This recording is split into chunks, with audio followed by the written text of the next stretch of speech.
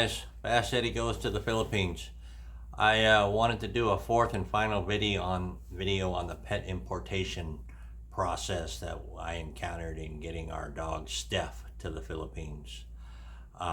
We did our USDA vet to get the health certificate. We did it on the Monday before we left, so it was 8 days out.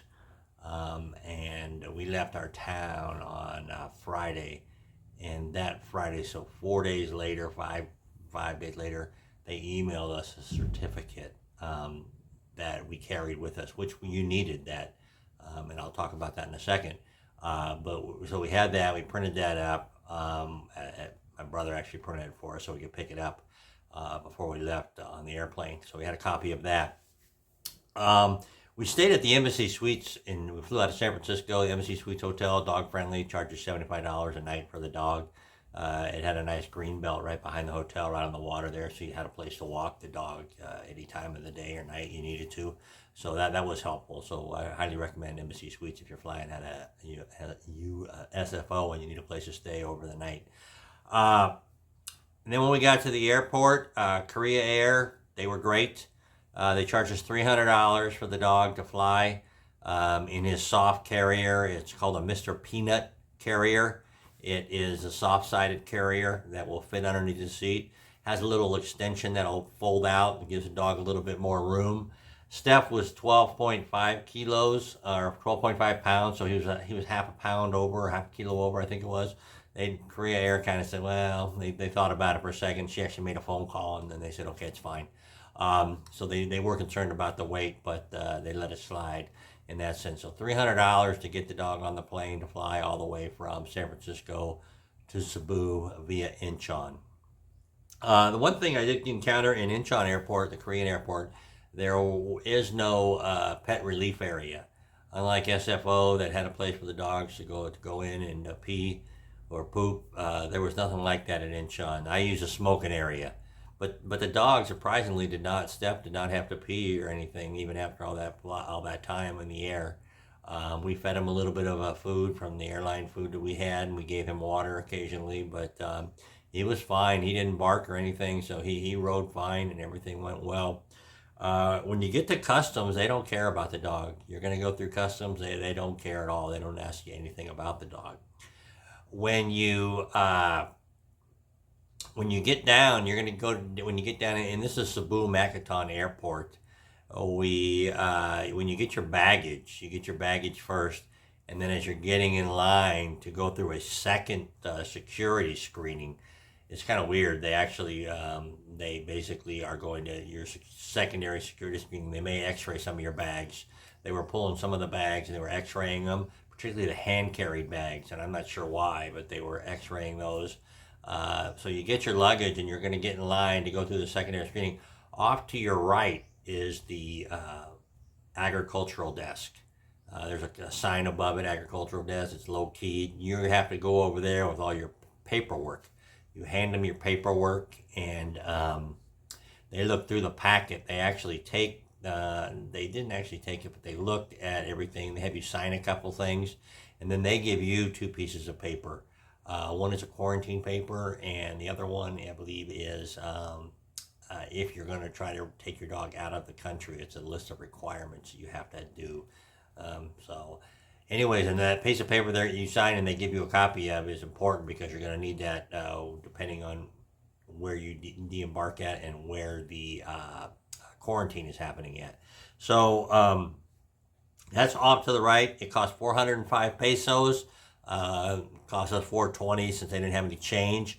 They didn't have any electronics there, anything to check the records of the pet importation. It was all basically on the hard copy paperwork you have. So it's important that you have all that paperwork with you and you have it all together, and the more the merrier, I would say.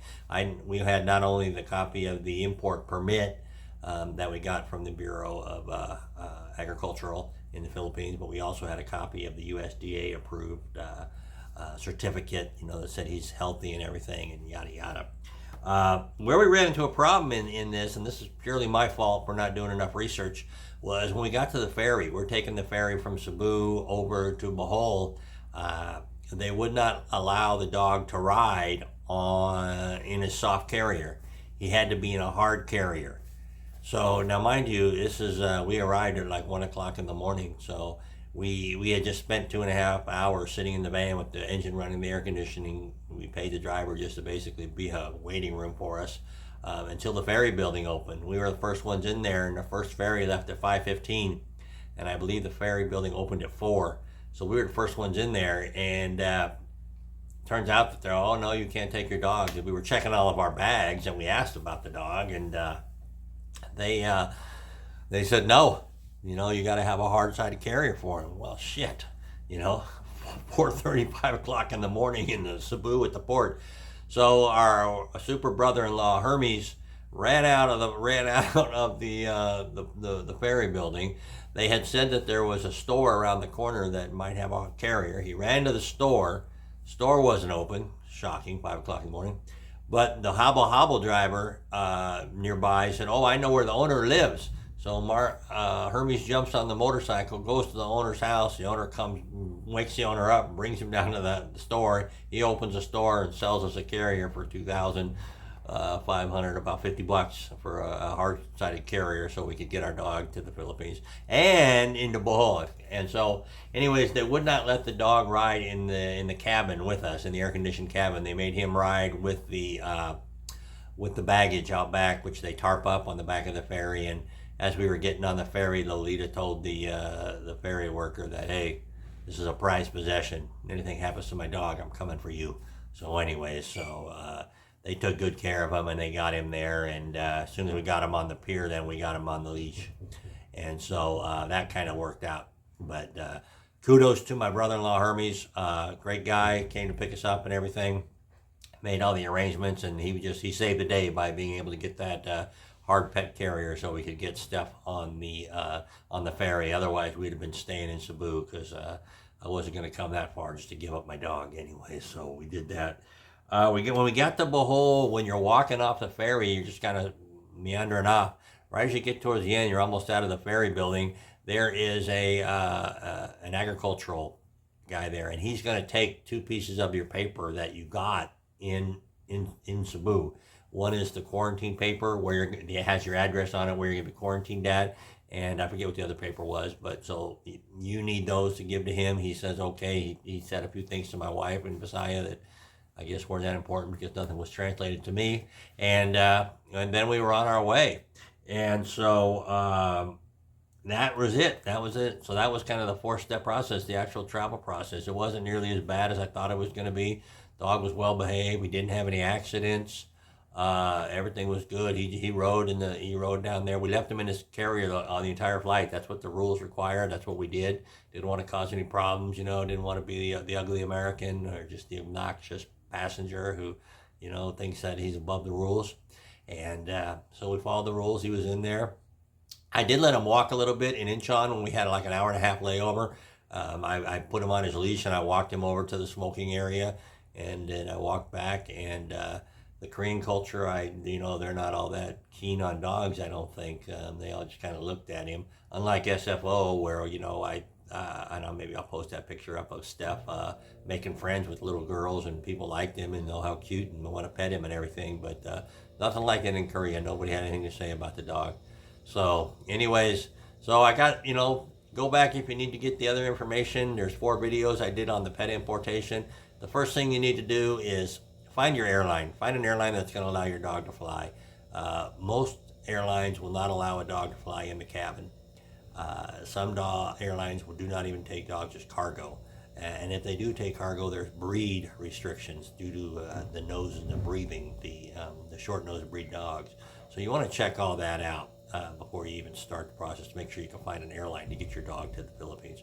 Second part is getting your import permit from the Philippine government, and that is valid for 60 days, so you have to time that.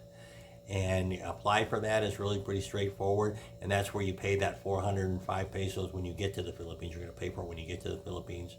And then the third part is your U.S., if you're coming from the U.S., the USDA approved veterinary visit or certificate that they submit to the USDA. Your local vet that's approved will submit that to the USDA electronically, and you get that back in 4 to 5 days. So it's a kind of a 2-sign process. your local vet that does the exam, make sure all the health certificates for the receiving country are met, and then the USDA vet signs off on it. It's all done electronically, and they send it back to you. That's good for 10 days from the time of the exam to the time you arrive in the Philippines. So you definitely need to time all this. You need to start early with your local vet to make sure that you pretty much are up to date on all your shots and your vaccine, and make sure you get a copy of your rabies certificate. You got to submit the rabies certificate to your USDA vet. They need a copy of that. So go back and watch the videos if you have any questions, or shoot me a comment and I'll try to answer them. But it wasn't a cheap process by any means. You know, we probably into it for $2,000. $2,500 probably, when you think about it, and but it was worth it to us. Steph is doing fine here. I was worried about the street dogs here, and Steph is chasing after them, running them around. So they don't seem to be all that concerned with him. There's a cat in the house too that he chases, but he's doing fine. So thanks for watching, guys. Like I said, you got any questions about the pet importation, shoot me a comment or a message or whatever you want to do, and I'll see if I can answer it. All right. Thanks for watching.